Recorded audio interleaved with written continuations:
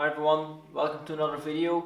In this video we're going to talk about the cylinder head and maybe do some modifications and we'll clean and build this to put on the block, and then we can go on to the next installment. So to start off, this is an 821 head, so it is a wedge head. You can see the exhaust ports and the intake ports are on the same side of the head. So this is the engine that came in the Federal Series 2 Europa and the later Renault 16s. You can see the difference that they have non-Siamese intake ports, so they have a divider. Now this isn't just a regular Renault 16 or Lotus Europa cylinder head. This is actually the cylinder head that came out of Valerio Leone's racing engine, because he's switching to a cross-flow Renault engine. I bought his racing head. You can see that it's been port matched a little bit to the intake manifold that he has been using. It also has double valve springs to be able to run high RPMs. You can also see that there are bigger intake and bigger exhaust valves. They are a little bit bigger than stock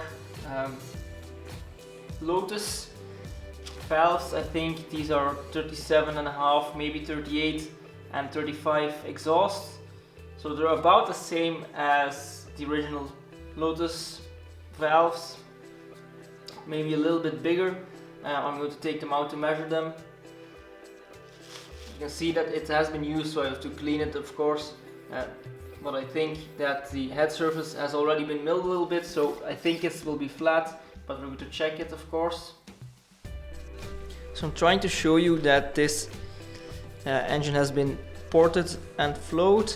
So you can see that it has been port matched to the manifolds that he has been using, but also the complete ports have been reworked. They're not only have been smoothed and ground out, but you can also see the dark gray spot here, and this has actually been filled in with epoxy to gain a directer flow to the actual valve. So the roof has been lowered a little bit to have a straighter path down here.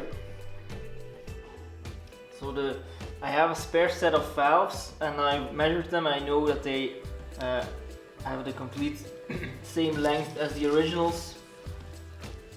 So now we're going to take these valves out. The exhaust valves came out quite easily. Now the intake valves I just couldn't compress with the compressor, but that's just because the retainers are stuck to the valves. So we're going to tap them loose. We're going to take a socket, or I have a ball bearing. Just going to place it around and hit on it. And that way we try to keep the valve still, and we're going to hammer the actual spring down.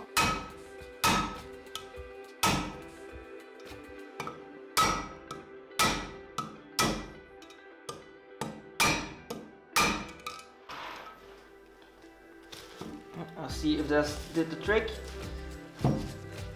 Now what I found is the easiest way to do it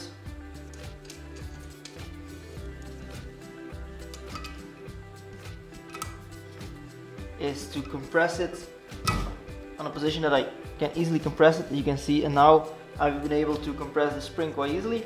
Then I'm going to turn down the adjuster. You can see there's one keeper that's falling out.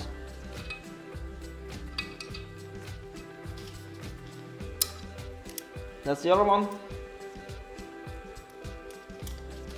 Now just release it.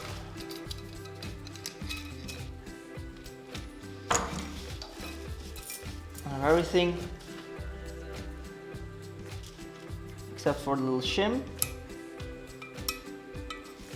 So now we can do the last two. Take the intake valve out. And once everything's out, we can inspect the actual head and all of the valves. When I inspected the cylinder head, everything checked out okay, except for cylinder number 4. And the first thing that I noticed is that we have a bent exhaust valve. Not sure if you can see this, but the stem goes a little bit like that. and the reason therefore is you can see the witness mark on here. The valve hit the piston. When we then take a closer look at the combustion chamber, we can see some witness marks here. There's a ridge, and it follows the edge of the combustion chamber, and that's where the piston hit the head. So on all of the other combustion chambers this is completely flat, and this is a little bit, this edge is a little bit lowered in comparison to the other ones. And if you look very closely you can see the actual numbers that were laser etched into the piston top, and it says I think it said 87 point a little bit millimeters in diameter, so we could actually read the piston top. So I know that Valerio had a complete engine failure at Monza or Imola, and he had a rod that came to the side of the block. What I didn't know is that actually his head was damaged. So we have a broken exhaust valve, it's completely bent. The intake valve fortunately is correct, it's okay. Valerio was kind enough to supply me with a complete spare set of valves, so I took one of the spare exhaust valves and we're going to use this one in this cylinder. So we're going to put this one to the side. I know that you can actually straighten valves. While it's not completely recommended, it has been done quite a lot. So I'm going to keep hold of this and maybe use it in one of the other builds, so I have a complete new set, because they're all custom valves, so it's not that easy to get hold of one. Fortunately we have one. It has already been ground down and it fits like this, and the intake valve as well. So fortunately, while we have some damage, it's not too bad. There's no actual play in the valve guides, so that's really good. We're taking a look at our intake and the exhaust ports. As I told you, the intake and exhaust ports have been completely polished.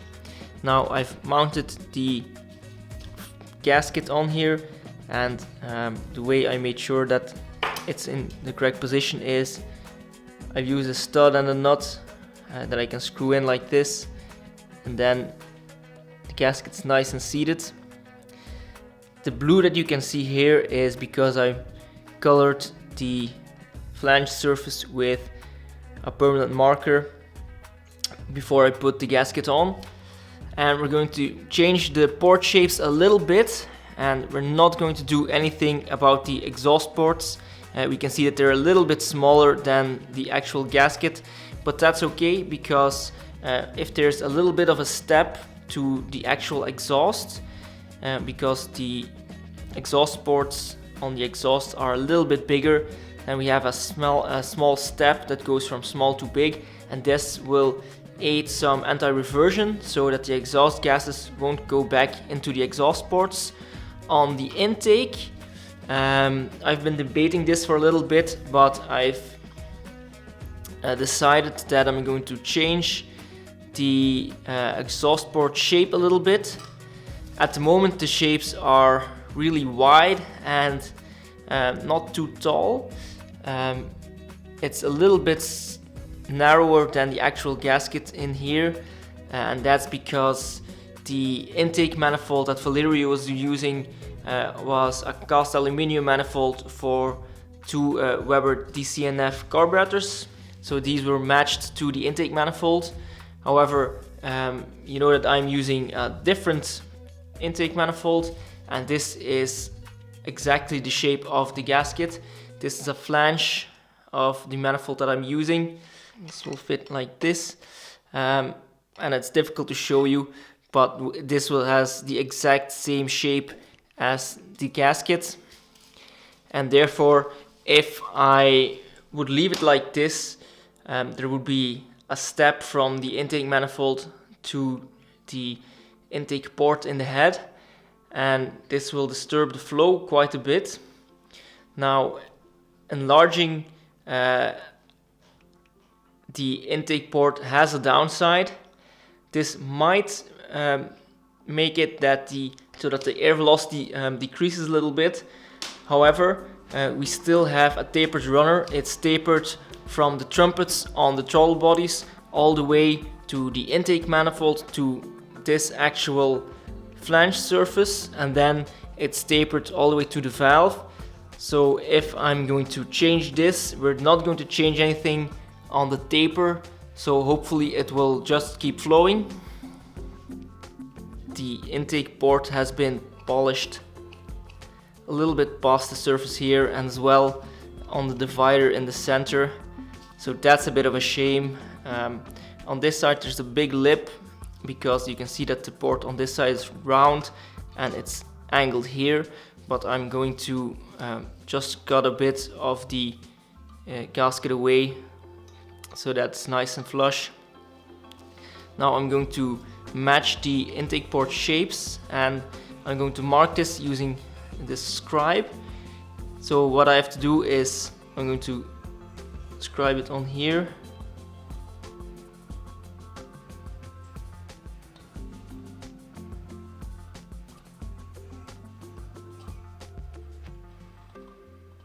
And this corner needs a little bit of grinding as well.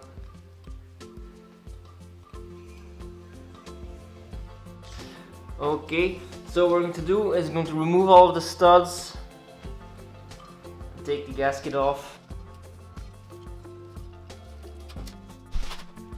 Now it's very clear to see where it has to be widened a little bit. I've made the first rough cut on this intake port. You can see that on this I haven't done anything yet. I've used a carbide tip on my Dremel just to get the edge to the edge of the surface on the bottom. I'll flip the head upside down to do these two corners. Now I've just done a few millimeters, and that's obviously not enough because we want to have it smooth. So we're going to use this tip just to extend this a little bit to make the transition nice and even, because it's now just straight to the edge, and then there's a sharp corner to the rest of the port.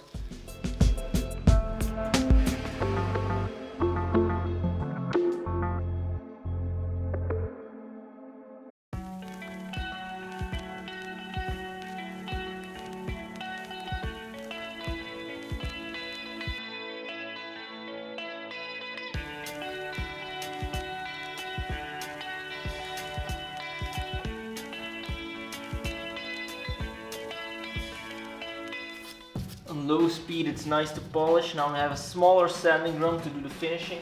So this has a lot smaller diameter. So I think that this will be it for this bottom section. Maybe this corner a little bit more. You can see that on this intake port, the bottom side of the runner has been matched nicely to the gaskets. I'm going to do the same on this side. And then we're going to turn the head upside down and do both of the corners up here. It's the same that I did on this port. I'm going to start off with a carbide burr. I'm doing this all with my Dremel. And normally this isn't the correct tool for the job, but because this is an all aluminium head, it's quite easy to sport and polish. You can get away with using a Dremel.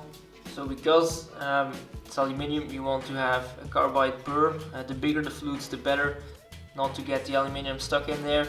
And then we're just going to do the rough cut all the way to the line, and then once that's done, we're going to blend it in. So we're going to start it, and just going to start off at the edge. So you can see that while we're pretty close to the scribe line, we're actually just chamfering the edge to make sure that it's matching the line, but now we have quite a hump to go over. So now we're going to make sure that this surface will connect to the rest of the port, because you can see there's really a bend in there because this is the high spot at the moment. So we're just going to flatten this out. Again, we're just going to use the carbide burr. And if we're going to take a look at the port from this angle, you can see it. It's a bit better now, but as you compare to the port next to it, this is a really nice smooth floor, and this has still some of the bumps on it.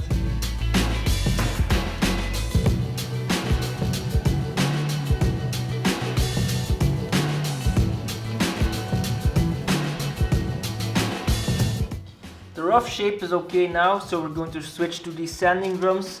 I have a large one, I have a medium one, and this is the smaller one.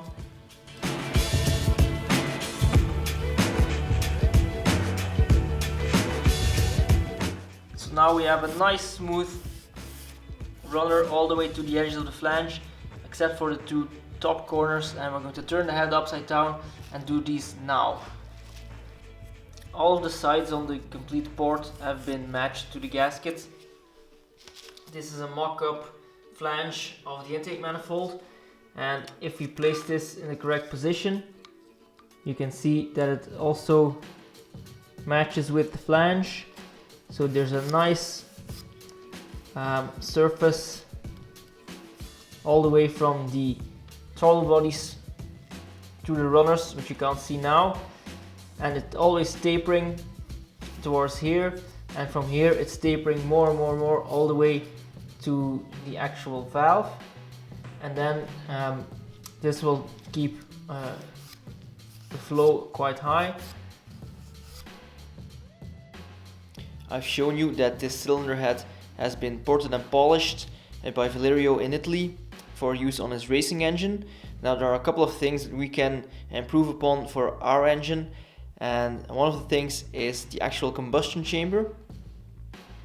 The engine that Valerio was running was a 1600cc, and I'm going to do an 1800cc, so a 1796cc engine, and the bore diameter is a bit bigger, and therefore we can unshroud the valves a little bit. The head gasket that I've put on now has a bore of 83 millimeters. The actual bore of the engine that we're going to use is 82.5 millimeters, so that's why I put the blue line on the cylinder head, because the diameter of the blue lines is 82.5. I've placed the head gasket on here with the head studs to make sure that it's in the correct position, and I've marked the bore on all of the combustion chambers. This means that we can unshroud the valves all the way until the blue stops. Now I'll put in some diagrams of David Vissard's book on how to port and polish cylinder heads. In that book there's a complete chapter about unshrouding valves, but what it comes down to is when we put these valves in. Now you can see that the actual valve end is very close to the edge of the combustion chamber, so when there's a little bit of lift like so, the actual valve is lifted and there's quite a lot of surface area under the valve for the air to flow, and it's all around the valve is okay. However, it's very close to the edge of this combustion chamber, so this little spacing here is what impedes the flow.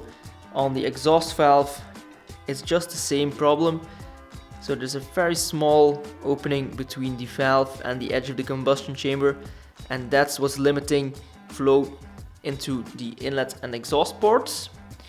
So what you can do is you can unshroud the valves, so we can enlarge this area of the combustion chamber to make sure that the spacing between the valve and the edge is a little bit bigger, so that exhaust and inlet valves will flow a lot better, and that's where the percentage-wise majority of flow improvement will come from on this engine, and that's just that we can enlarge this section. Now the reason that we can do it is because from the edge to the edge of the combustion chamber is only 77 millimeters, and we're going with a much bigger cylinder, so an 82.5 millimeters. That's why we can have a larger combustion chamber. Otherwise we have to keep it small because we're going bigger cc's. That's why we can do it, and that's why Valerio hasn't been able to do it, because he had to adhere to his class rules of 1600 cc.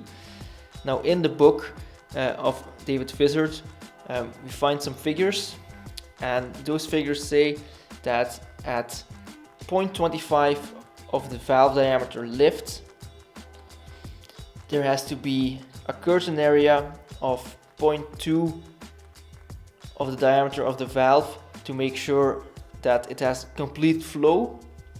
Now these are some cardboard cutouts of the correct shapes. When we place these on here, we can see that they overlap quite a bit. That doesn't really matter.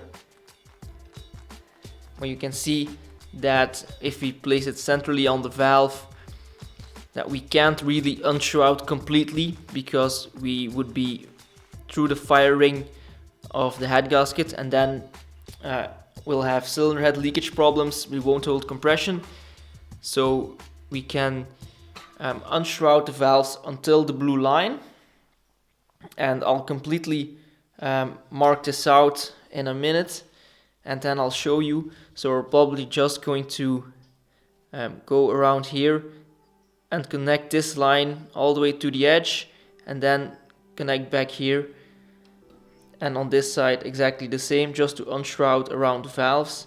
Now there is a downside to doing this, and that's you will increase the combustion chamber size. So if you're not going to do anything else, you will lower the compression ratio, but we're going to fix this by using custom pistons, so that's not really a problem. I've done my first rough cut of the unshrouding of this intake valve, and as you can see, the main thing is we're not hitting any water galleries in the cylinder head. That's a good thing. So you can see that I removed quite a lot of material from this side, and I haven't removed it all the way down to the roof of the chamber yet. That's because we really need to be careful not to hit any of the valve seats, because they're good seats. I don't want to replace these.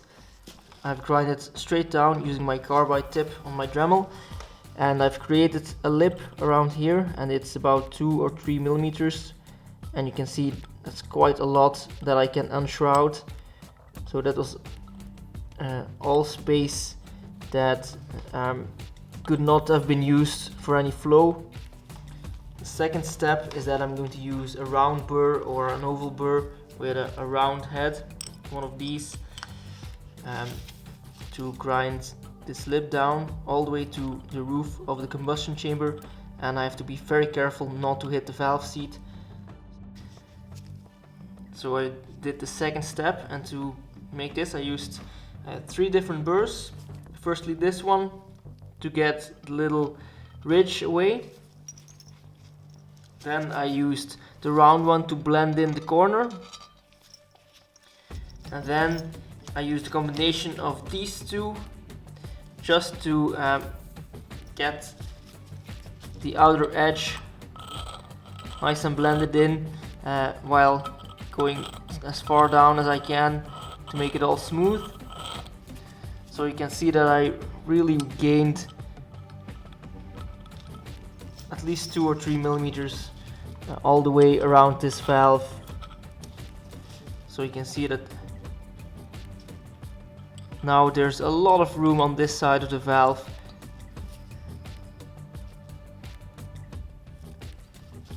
Now we'll blend this back in using some sanding rolls. I have 3 sizes. This is a small one, this is the big one. I have one in between, just to blend this all in to make it nice and smooth again. I've unshrouded this intake valve, and I haven't done anything to this one yet. So now it's quite obvious to see that there's a lot more room on this side of the valve as opposed to this one. So the wall of the combustion chamber is very close to the valve on this side, but on this valve there's a lot more room. Now you can actually measure this, and you can see it's about 4.5 millimeters, and on this one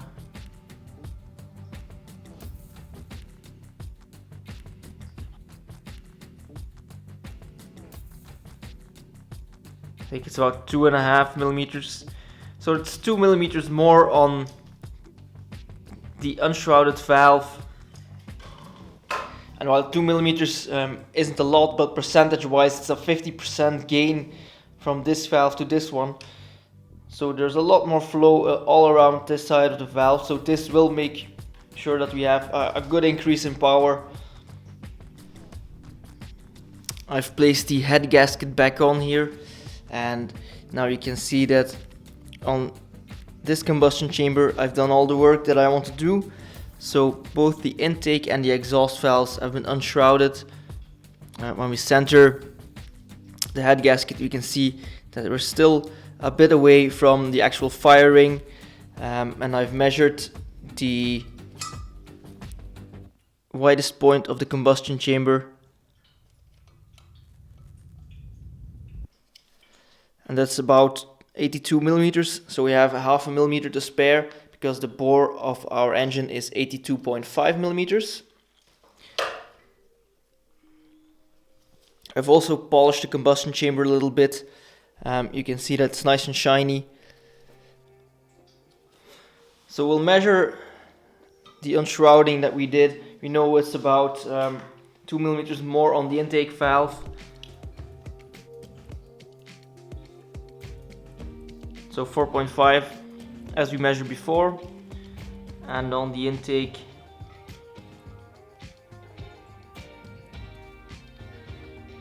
it's also about 4.5, but 2.5, also a little bit less than 2.5 on the exhaust.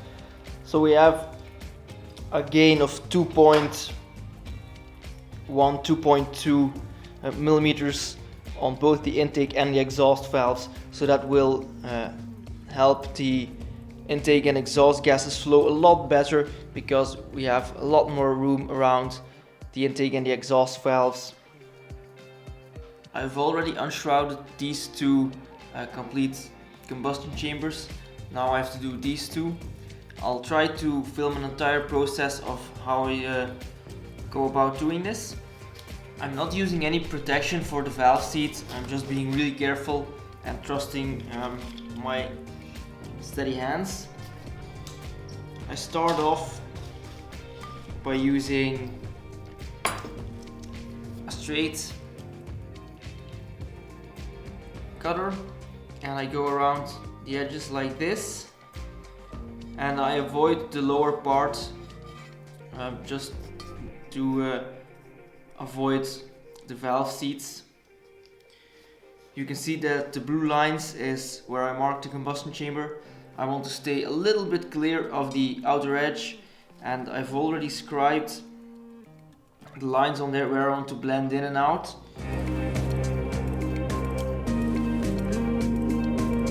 So what I'm doing is I'm keeping the Dremel and the cutting bit straight down, just to keep the edges straight as they are originally, and that way I'm going to cut the entire wall and not cutting it at an angle.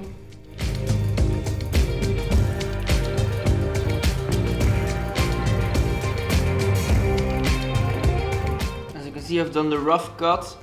I've stayed a little bit away from the outer line, which I may go a little bit further as this.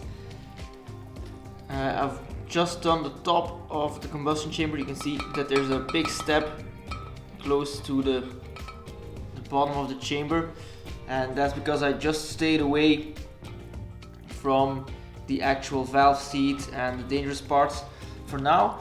So what I'm going to do now is I'm going to use a variety of tapered bits with a rounded head like these, and a completely round burr, just to take the step away and to blend it in to the floor. And once I've done that, I'll probably have to smooth out everything and maybe blend this section in a little bit where I stopped with the cutting, but it's quite smooth. So we're going to start off removing the little step.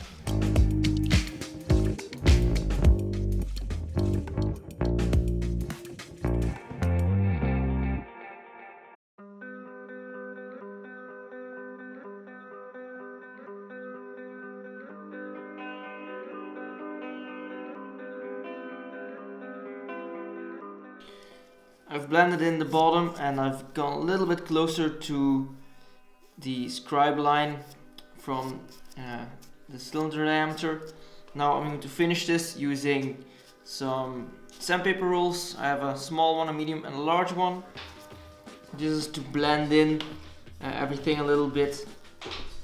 If you're careful, you can get a really nice surface with just the burrs. It's not the same as a sanding disc.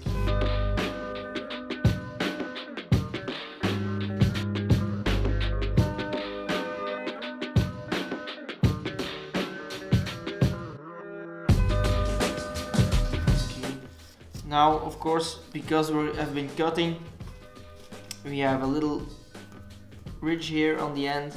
I'll just use a little bit of Scotch-Brite just to get it smooth. I've also done this side of the chamber, so you can see that I've been really close to the line, but it's okay. I've checked it with the head gasket. We're still good. Two things that we're still going to do.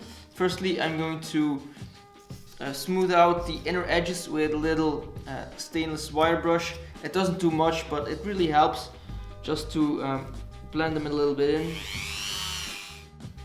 It smoothens out the rougher marks on the inside.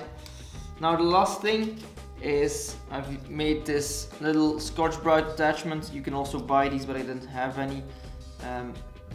This is a rougher one, and we're just going to polish the chamber a little bit.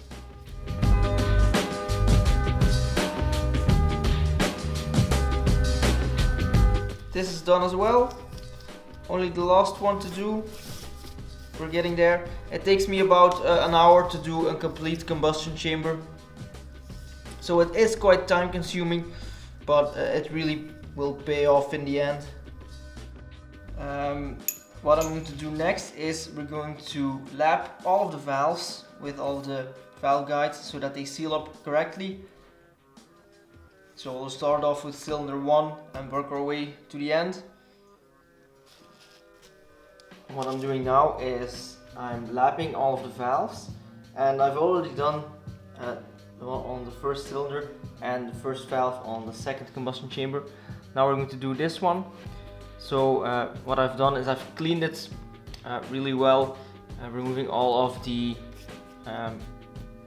aluminium filings that we had from reshaping the combustion chamber. Now we're going to lap this valve. You can see this is the valve that belongs here, and this is the sealing surface of the valve, and you can see there's quite a lot of carbon on it. It's not really shiny, and on the valve seat as well. Normally it should hold up quite well, because this engine doesn't have that many kilometers.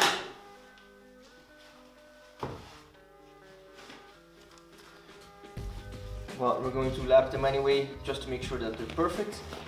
So I'm changing into clean gloves because I don't want any of the valve lapping paste to get onto the valve stem.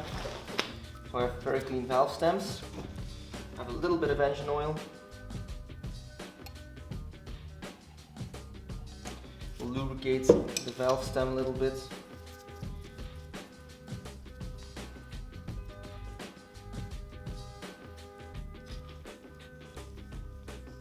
And we're going to stick our lapping tool on there. We can put that in as we want. Now we're going to start applying some valve lapping paste. I have coarse and fine, so we can start with the coarse grit and apply a little bit on the edge of the valve so that it will contact the seat. and it will grind a little bit.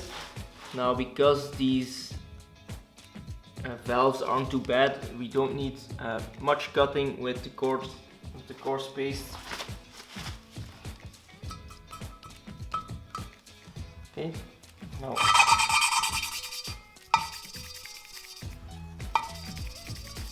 and you can hear the difference in sound.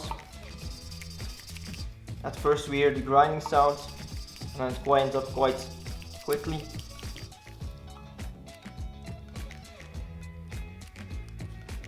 That's because it's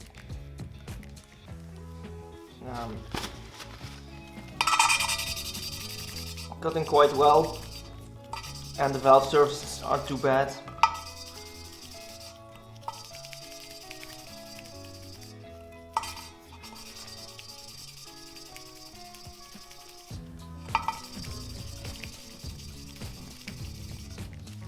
Okay, so now we'll remove the valve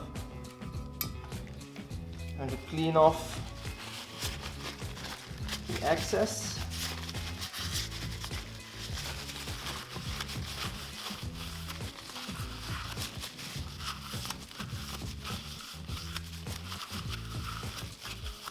And immediately you can see that we have a nice shiny surface on the edge of the valve and on the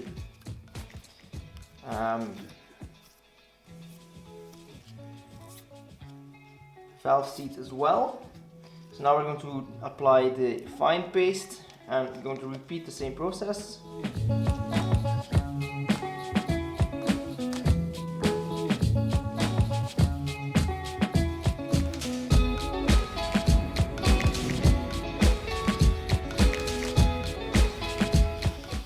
You can see that it's cut in nicely, it's nice and buffed. A really nice sealing surface on the valve seat and the valve as well. So that's okay. So we're going to do the other 2 combustion chambers, the other 4 valves as well, just using the same principle until we have nice sealing surfaces on all of the valves. Now that we have lapped the valves and done all combustion chamber modifications, now you can check the combustion chamber CCs, so the combustion chamber volume, and we have to measure this. Now we're going to install the spark plug that we're going to use, and this is an NGK PPR7ES, so this is a standard copper plug. We have our valves, and while we're not installing our valve springs, we're just going to use a little bit of Vaseline, so petroleum jelly, on the sealing surfaces of the valves so that they won't leak.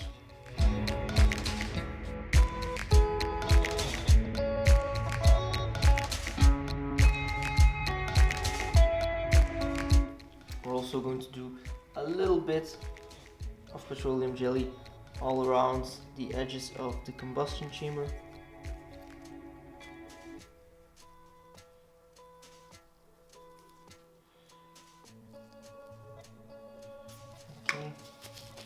Going to clean out the actual combustion chamber because we don't want this to displace any volume in our combustion chamber. This is just a piece of plexiglass which you can put on here. I drilled a small hole in there.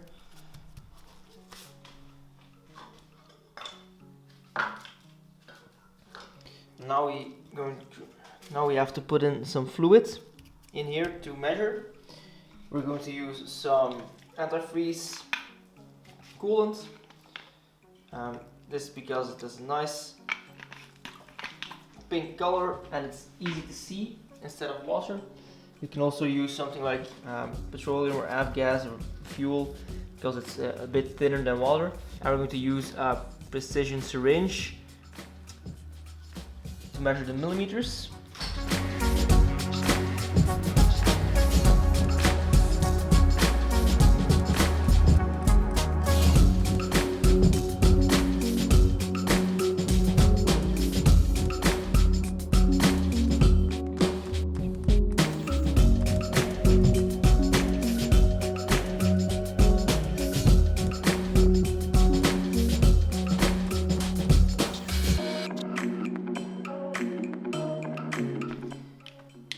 42.5 milliliters on this combustion chamber.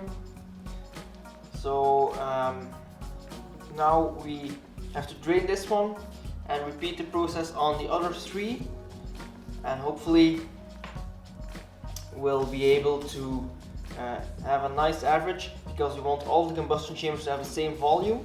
So we're going to check all of the volumes, and then we can see if we have to do any modifications to any of the combustion chambers. I've tested all of the combustion chambers, and you can see I have 42.5, 42.6, 42.8 and 43.2. So they're all quite close to each other. Now we cannot add material, so we're going to adapt the three first combustion chambers to the volume of the last one. That's 43.2 that we're aiming for. So we have to get about half a cc more volume in all of these combustion chambers. And to illustrate how much that is, the liquid in this little cap is half a cc. So it's really small. So it's 0.4 of a cc that I have to add this one, 0.6 and 0.7 cc. So it's really low amount. I'm going to take a look on where I can remove some material. The reason that this one has a bigger volume is because the head has been dented in a little bit along this edge here and along this edge, where the piston hits cylinder head. So that's where the volume comes from. So I might chamfer this a little bit on these cylinders just to get the volume back, because I really do not want to get grinding on these shapes again, because I think that they're quite good and I do not want to get closer to the firing on the head gasket. So I'll probably do this and maybe blend this in on a couple of the cylinders where I can blend it in a little bit more, and when we have to remeasure all of the volumes on these three to get some new measurements to see if we're closer. It's the first time that I measured after doing first series modifications on the combustion chamber, and I measured 42.9 cc's and we came from 42.5, so it's a little bit better, but we need a little bit more volume. So what I removed volume from is actually this area here. I just grind this back a little bit. It's still very smooth and still has the original shape, it's just a little bit shallower. But I'm going to have to remove a little bit more because otherwise we still have a little bit too low of volume. So we're going to do some modifications again and then remeasure. Hopefully that we're now very close to the 43.2 cc's that we need. Okay, so we're going to finish off this video here. The next time you'll see the cylinder head is once we've cleaned it up, because it's gotten a bit dirty doing all of the work to it. Cleaning it out, making sure that there aren't any metal chips left in here from our head work. Next time you'll see us installing all of the valves and the valve springs, but next up we need to choose which valve springs we want, because I have several sets, but you'll see that in the video on the camshaft and valve springs. So I hope you enjoyed this video, and don't forget to subscribe. If you have any questions or comments, post them below or send me an email through my website, and I hope I see you next time. Bye bye.